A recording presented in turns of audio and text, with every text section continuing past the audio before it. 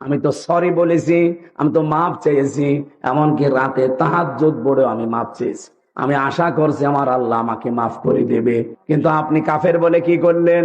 আমার মনের অবস্থা আপনি জানেন না। আন্দাজে কাফের ফতোয়া দিয়ে আপনি এখন নিজেই কাফের। আপনি যে বলছেন নবীকে সাংবাদিক বলা যাবে না, যে মেসেঞ্জার বলা যাবে কোন ফাঁকে? আপনি যে নিজেই বললেন নবী মেসেঞ্জার, এই কথা বললে নবীর সম্মান আরো খাটো হয়। ব্যাংকে যারা পানি চা টেনে দেয় তাদেরকে আমরা মেসেঞ্জার বলি। এরকম একটা পোস্ট আপনি নবীর নামে লাগিয়ে দিলেন। আর সাংবাদিক যে কত উপরের পোস্ট, সেটাকে আপনি ফালতু শব্দ বললেন।